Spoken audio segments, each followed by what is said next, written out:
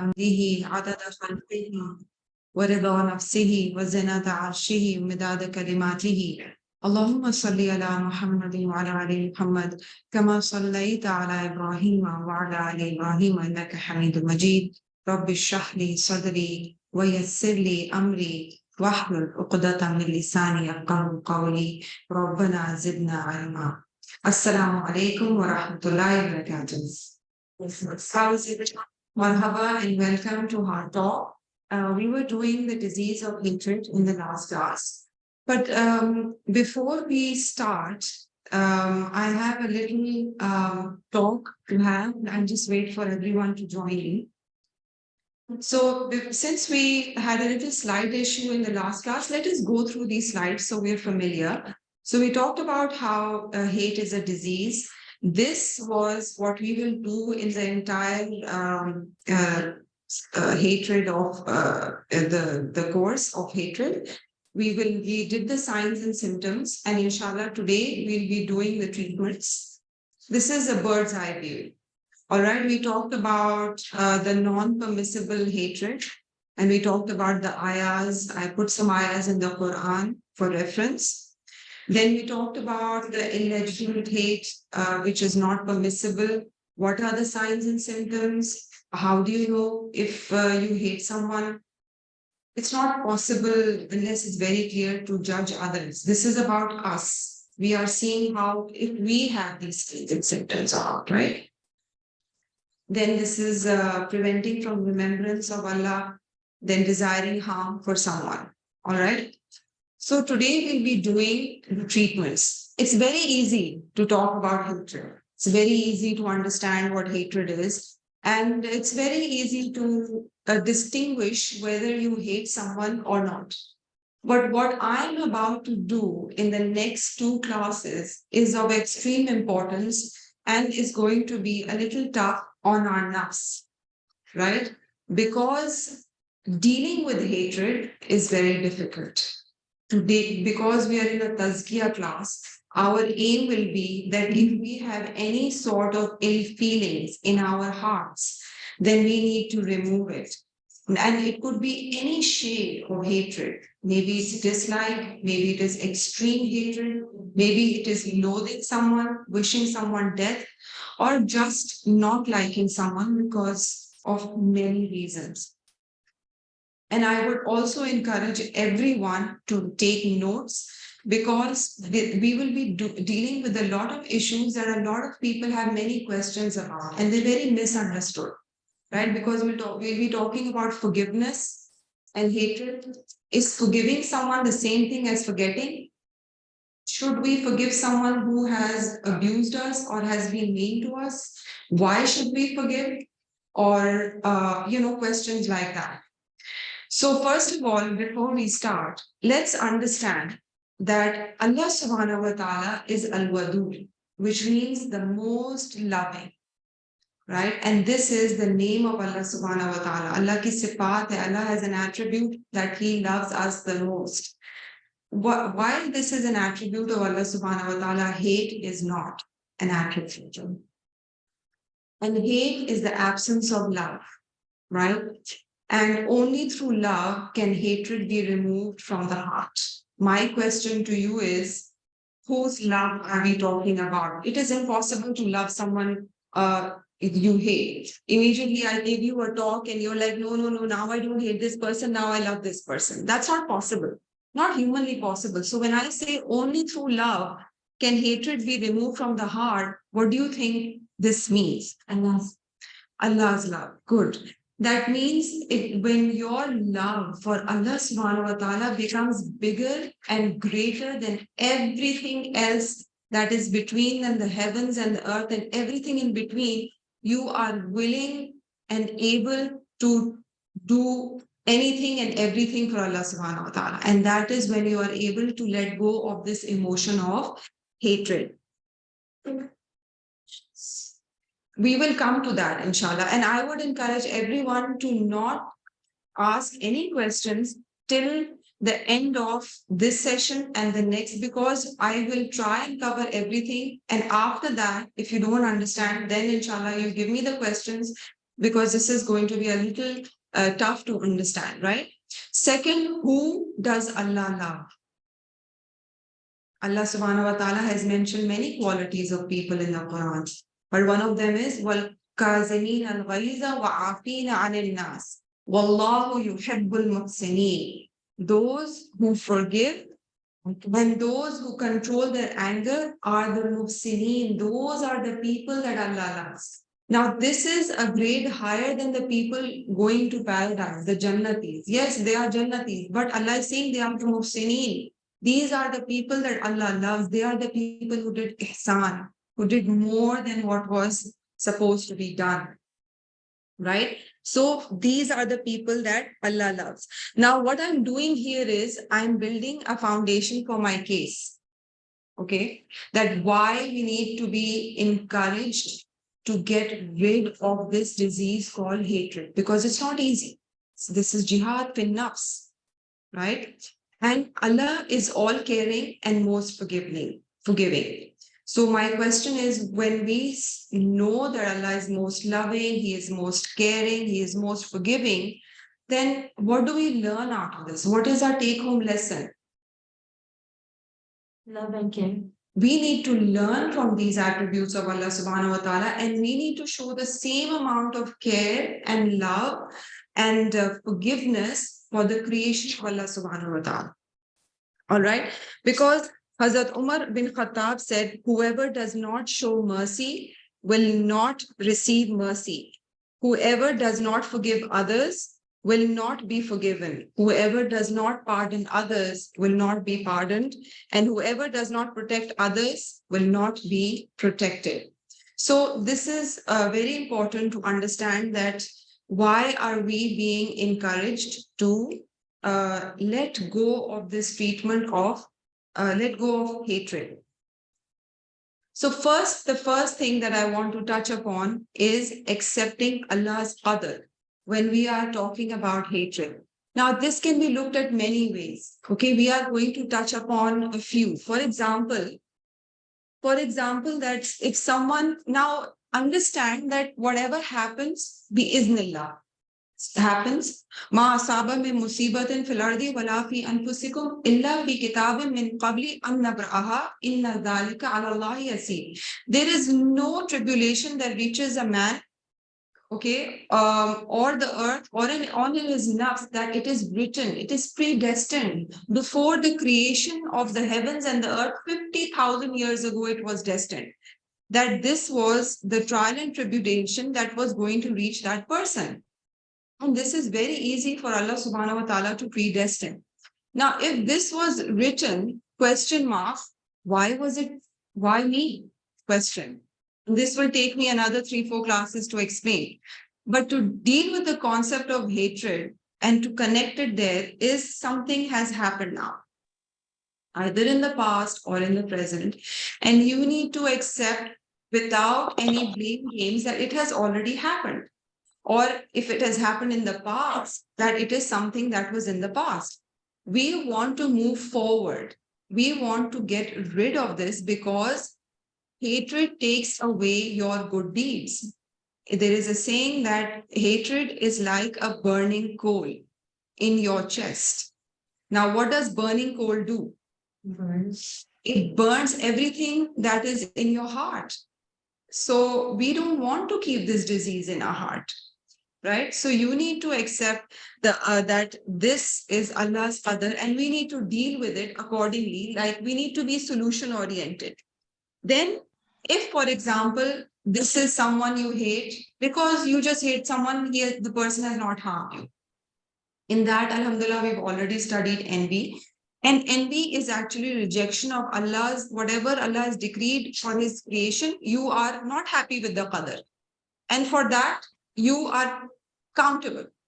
So that is a serious thing, which is much more easier to deal with, because we will be dealing with different types of hatred, different wajah se people hate, right? So this would be one of the easiest, because the person has not harmed you personally.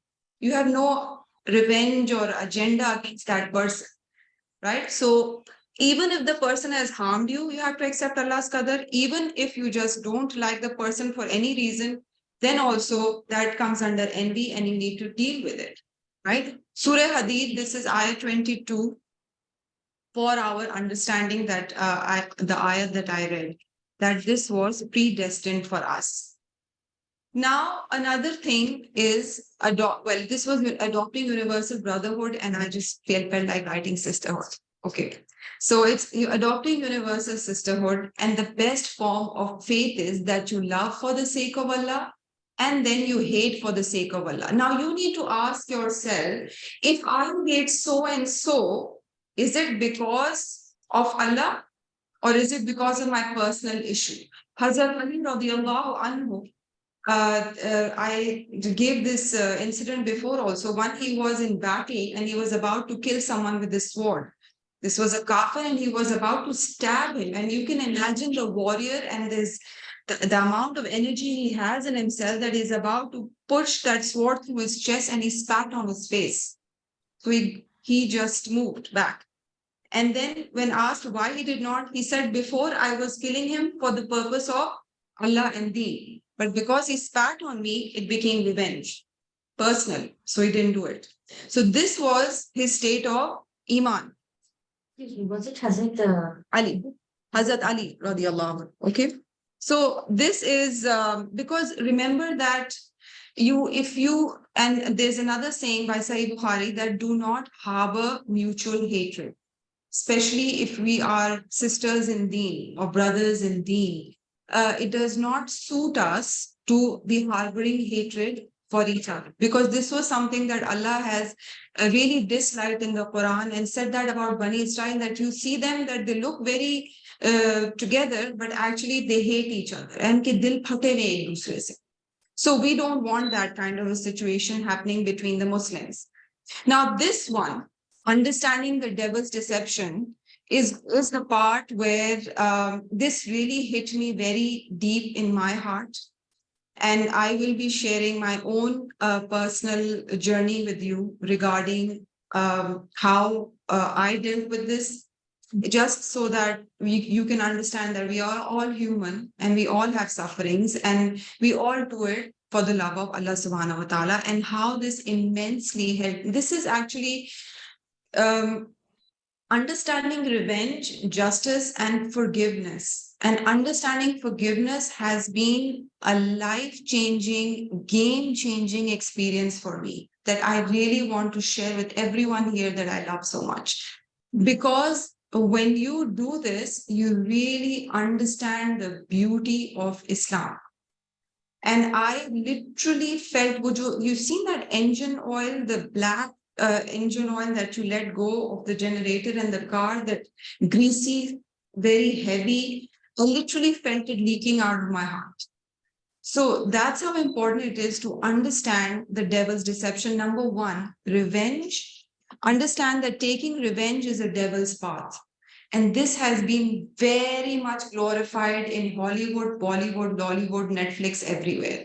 If someone does something to someone, they spend their entire life martial arts and studying and this and that, because unki puri zindagi, their whole life revolves around that one moment where they are taking revenge, and then that's it, happily ever after. That's absolutely insane. And then you have hundreds of people dying, and they show it in the process, just to take revenge from one person that they wanted to take revenge. Remember that revenge is not cheap. It comes with a price. It comes with a cost, and it takes your peace away. And even if you're able to take the revenge, it has consequences. They will come back to you. Then you will take revenge again. Then they will come back to you, and then they will harm you, and you will harm them. And this can go on. You can lose everything in the process. You want to burn them down, they will burn you down. When does this end? The Arab used to fight for generations over stealing a cow or a goat. And we see this in the tribal areas also. So if someone has that much time and energy, then they can go ahead and do that. Another thing with revenge is that it's very dangerous, because revenge could be more than justice served. Someone slaps you, you say, okay, you slap me, you slap them, and you slap them harder than they slapped you. That's more than justice served. That's, you took revenge, which was more than the justice, and now you are accountable.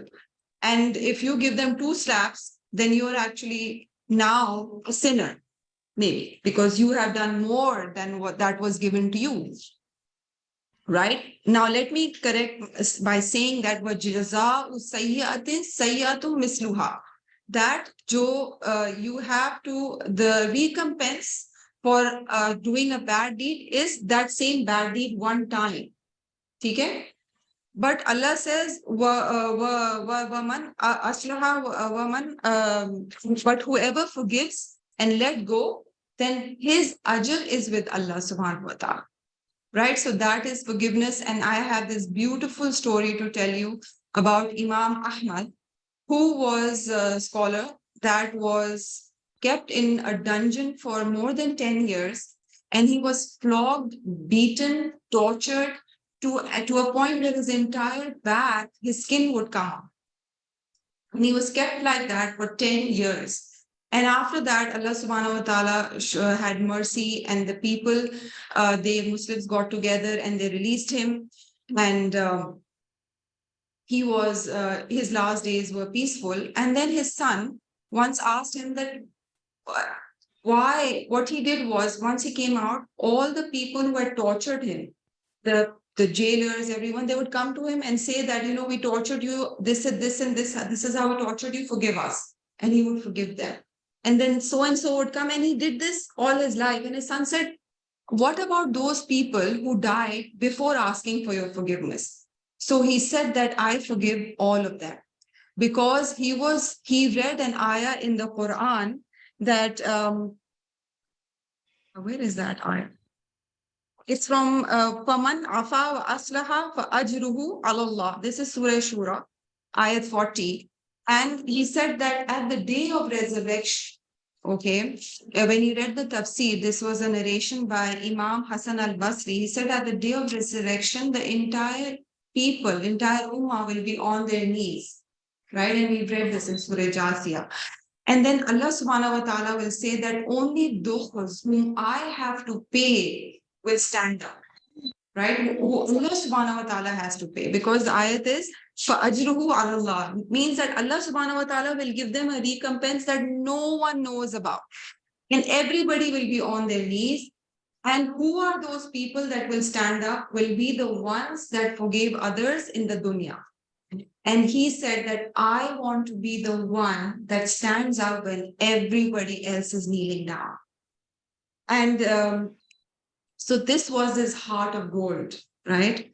And he said that every man should make sure that at the day of Qiyamah, at the day of resurrection, no one gets an azab because of you, right? Because there are 2 ways that Allah will take hisab. One is when we are doing a sin that is directly with Allah subhanahu wa ta'ala. For example, if someone consumes alcohol, if someone is doing zina, if someone is not praying or not paying zakat or whatever, this is between him and Allah subhanahu wa ta'ala. So Allah subhanahu wa ta'ala is Ghafurur Rahim. Man is not. Allah subhanahu wa ta'ala will till his last breath, it's called the ghargara. When your last breath, if the man asks for forgiveness, Allah subhanahu wa ta'ala will forgive. But man is not forgiven. So when Allah subhanahu wa ta'ala will forgive them. But if you have committed an offense against someone, you did backbiting, or you did gossip, or you hurt someone, and that someone wants revenge, someone wants Allah to have justice on that day, then you will be held back. And then it will be between you and that person till that person forgives, right? So he said that let no man be punished because of you at the day of Qiyamah. So this was his heart of gold. So we understand that revenge is, now let me tell you that I told you that وَجَزَاءُ سَيِّئَةٍ سَيِّئَةٌ مِثْلُهَا. It is okay. If someone has done you wrong, then you can. What now we will be doing in this class, and maybe if this goes on, is to talk about forgiveness. It is your right to forgive or not to forgive. If someone has done you bad, yes, but it is afzal. it is of great, great ajar if you do forgive, right? So there are three levels. Number one is that you forgive the person right away. Now, this is Afzal and of the highest. It is your right. Now, the second is if you choose to get rid of the hate, but you decide that, you know what, I want Allah subhanahu wa ta'ala to ask him at the day of Qiyamah. Now, this is a shade of hatred still somewhere. So, but you have removed all of it, but there's some left where you say that you want Allah subhanahu wa ta'ala to see that justice, so they know what they did. The first one is Afzal. You have forgiven the person. Second one, you get rid of the hatred, but you want Allah subhanahu wa ta'ala to ask them. And number three is that you don't forgive. You say that I have not forgiven. So now what I will be coming to is forgiving the same thing as forgetting? Now understand that this is very important. Now please focus on this, that forgiving is an act of worship. Forgetting is also an act of worship. They are two different things. Forgetting is not important. Forgiving is highly encouraged. And this is what we are focusing on, is to forgive. But when you forgive someone, it is not necessary to forgive. Now, I will explain that concept, right? Okay. How is it that we are able to forgive but not forget? Now, for example, if the person, let's take one scenario where you forgive and you forget. The person has done some harm and the person asks your forgiveness and the person is genuinely sorry and promises never to do it again. And you decide to forgive that person. Maybe somebody also has passed away and there is no way that they can harm you in any way. So it is easier to forgive and to forget, right? Someone in your past, maybe childhood, teen, someone had hurt you and you have no way that you will ever see them again. And there is no interaction. It is, and we will go through that, how we do it. So you can forgive and you can also eventually move on to forget. But then there is someone, maybe you are worried that there is someone around you, okay, and there is repeated behavior and you have experienced harm before from that person and you are expecting further harm again from that person. Now, this depends from person to person. Now, if that person is not immediately around you, one person we can learn to get rid of the hate. We can learn to forgive.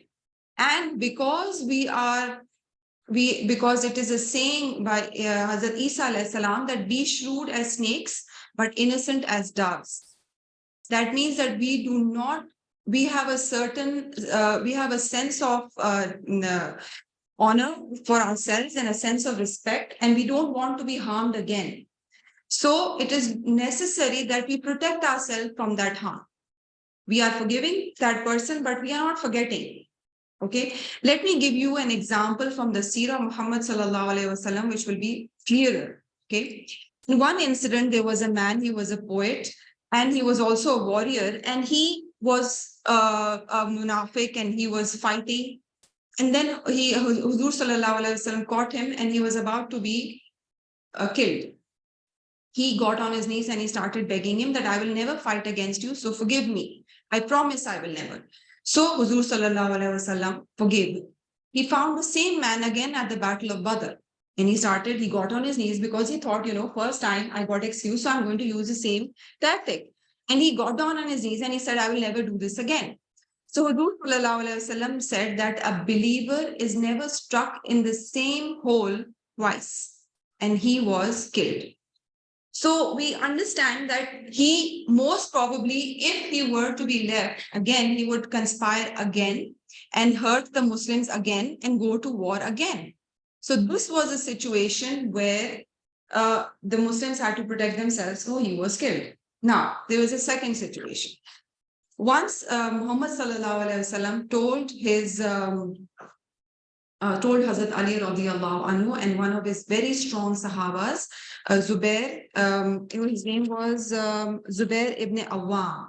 And he told these two men to go to a certain place in the desert and to find a certain camel. He gave the exact description of the camel and the exact description of the woman in so and so place. He said, go to her. She has a letter and get that letter for me. So they went. I'm just cutting it very short because we're just a bit short in time. So they went to that woman and they said, the Prophet has told us that you have a letter and we want it. She refused. So Hazrat Ali said that the Prophet ﷺ would never lie, and he knows. He said that you have a letter and you need. So she refused a couple of times. And he said that if you don't agree, then we will have to search you. So eventually that woman, she looked on and she put her hand inside and she gave him the letter. They took that letter to Hazrat Muhammad ﷺ.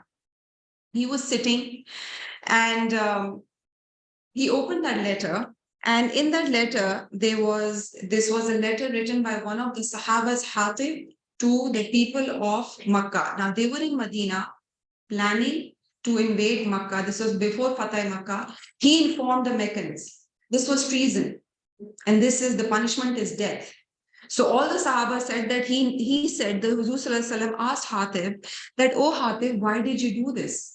Because the Prophet ﷺ knew the munafiqs and he knew who was speaking the truth. So he said, Wallahi, I am a believer. And the only reason I did this was that if this plan goes wrong, you all have your tribes to protect you. I have no one to protect me from me and my kids and my mal. So I was scared. So I did this. So Prophet ﷺ said, Sada. He said the truth. Let him go, and nobody should speak ill about this person. All the Sahaba were very upset. They were like, but this is treason. Hazrat Ali, imagine Hazrat Usman. They said he put all of us in trouble. So, but Huzur Sallallahu Alaihi Wasallam knew, and he said that this is a veteran, a war veteran. He fought in the Battle of Badr. And Allah subhanahu wa ta'ala has forgiven all those who fought in the Battle of Badr. So now question is, if he was caught doing this treason again, the second time, would Prophet ﷺ have forgiven him or not? We don't know. Allah knows best. But because he knew that he did not expect further and acha guman rakhna chahiye logon ke bare mein, so he let him go. Now we have many lessons to derive from this, that a mu'min, a believer is shrewd, but he is not naive. He is merciful, but he's not stupid, right? If you are expecting some danger from someone, you can forgive that person, but you will remember that that person can be dangerous for you. If someone is in a relationship that is abusive, right? Then you need to protect yourself from the abuse. You don't keep yourself forgiving because you are expecting further abuse. You are not only, for example, if there is a maid who is dangerous, who is known to have committed robbery, you need to inform. You can't be forgiving and let her go scot-free, who is a scammer, who, people who do these frauds. You can't let them scot-free in the society because you know that they are going to go out and they're going to harm the other believers. They need to be informed, right? So this is something that we need to think about, that what is your situation? Where are you standing? Who is the person that you are getting forgiving, but do you need to protect yourself or not? Because aksar when we go and we tell someone, they say, sabar karo, sabar karo, sabar karo. And that does not mean that you keep getting beaten up and you keep being stabbed and you keep being bitten by the same person again and again and again. Okay. The person who killed, what was his name? Wahshi. He stabbed and tortured Hazrat Hamza in the battle, right? And every time the Prophet would see him, he did forgive him, but he couldn't forget it. He felt a certain uncomfortable feeling around that person.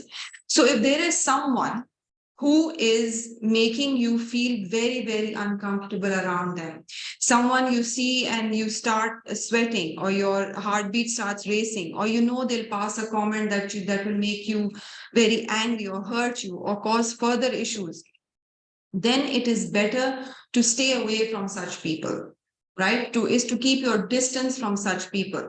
So what are we doing here? We will go through the process of forgiveness, and we'll talk about it more, how to forgive and why to forgive.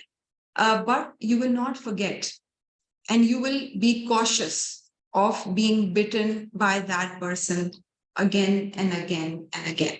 So I hope that makes it clear that revenge is different from justice, and justice is different from forgiveness, right? And forgiveness is not the same thing as forgetting. And forgiveness is encouraged. Forgetting, you have to see what situation you are in, whether it is healthy for you or whether it is not healthy for you.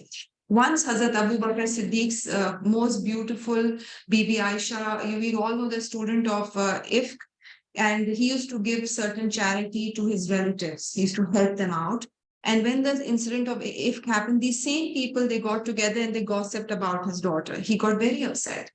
And he said, I will not give them charity from now on, because how dare they, you know? Then Allah subhanahu wa ta'ala revealed that ayah in Surah Nur, وَلْيَعْفُوا وَلْيَصْفَحُوا أَلَا تُحِبُّونَ أَنْ يَغْفِرَ اللَّهُ لَكُمْ وَاللَّهُ غَفُورٌ رَحِيمٌ. That Allah said, وَلْيَعْفُوا وَلْيَصْفَحُوا, that you forgive and you forget. Because these were his relatives who had done a mistake, they gossiped, and it was time to forgive them and move on. So Allah had really encouraged, and Allah said that, don't you want that I should forgive you? So one of the biggest rewards of forgiving people is to forgive, that Allah forgives you, you forgive people. Okay, and I had a huge problem with this. I just kept getting stuck at the question mark that why should I? Yes, it's easy.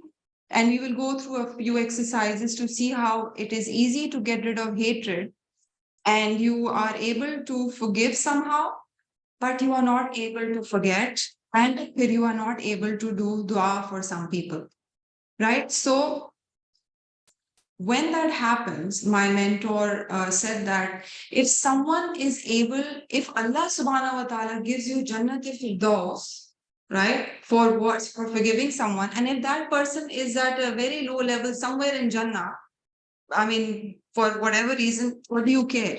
You are getting Jannat al-Firdaus. Isn't that a huge reward?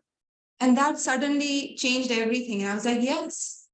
And so it was very easy for me to, do dua for the person. And this was a place that I had been stuck for 20 years. And no amount of psychology and my life coach and nothing was helping me. I was able to get rid of all the other things, but this was one tail end that I was stuck in. So tazkiyah that we are doing, all this that we talk about is just talk.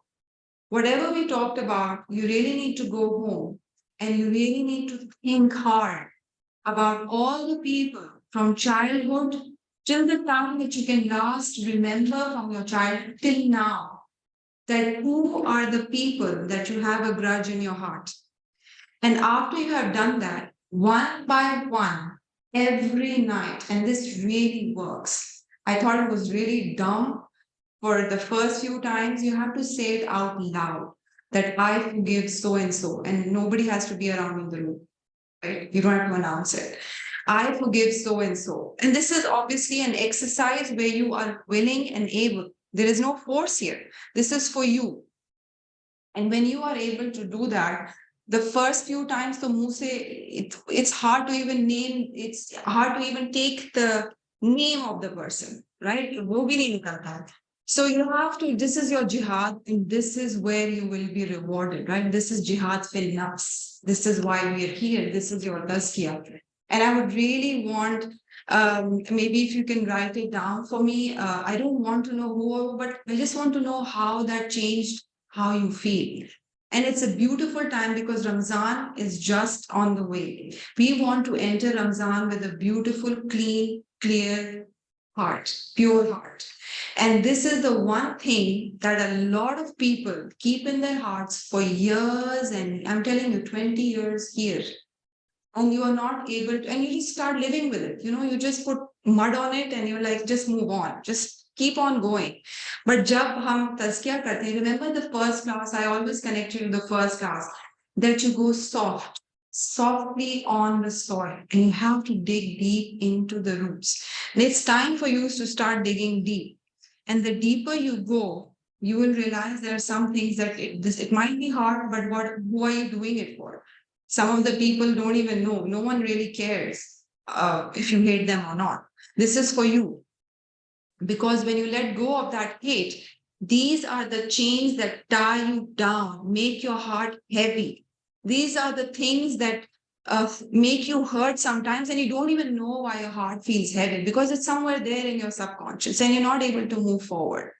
And you're not able to do a lot of things that you would be able to do.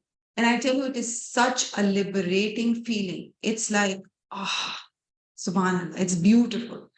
So if you really want that feeling, you need to start now. This could take months, this could take days, this could take weeks. But this is between you and your Rabb, and this is your purification, your jihad with your own self, right? So I think and there is a methodology of forgiveness that I think we will be doing in the next class. We've covered most of it, but I think if you have any questions, maybe you can ask me, and then, I have to, I'll write them down, and maybe I can incorporate them in the next class, right? So let me just see. There is Alina Bhutto. She's saying, yeah, in our family, if there are some who keep hurting you. Yes. Now we will do this in the next class, right? Right now, Alina and everybody else, what they need to do is, for now, all the past hatred, we need to deal with that. And then we will deal with some strategies on how to stop them from hurting you further if we can. And then moving on, whether we need to forget it or not. So these questions we'll handle. And then, yes, Yusra, then we'll go on to this one. Okay.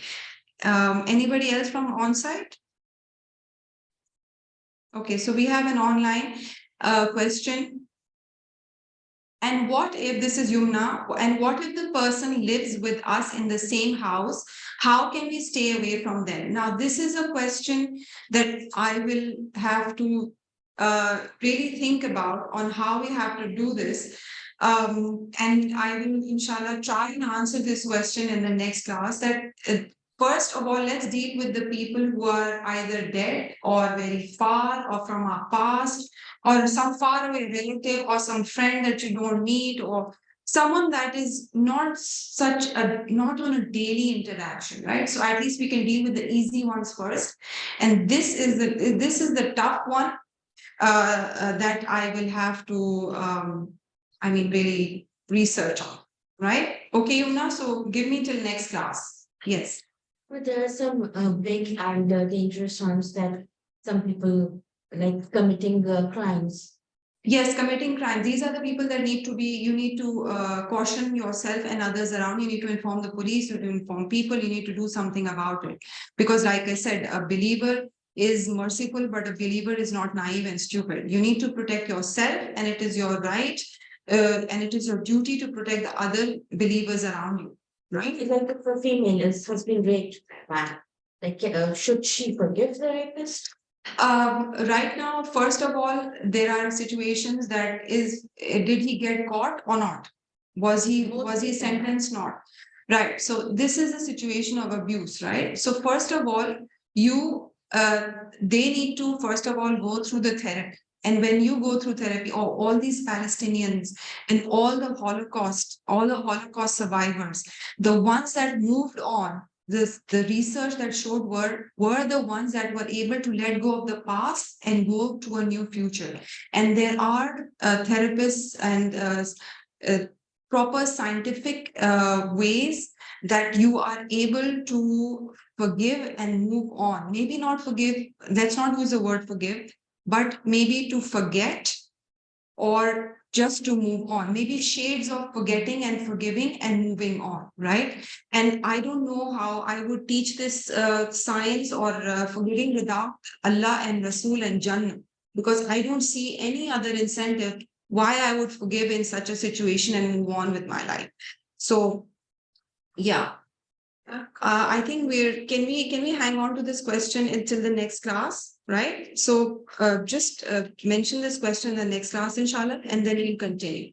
All right. Assalamu alaikum wa rahmatullahi wa barakatuh. سبحانك اللهم وبحمدك أشهد أن لا إله إلا أنت أستغفرك وأتوب إليك أستغفرك وأتوب إليك أستغفرك.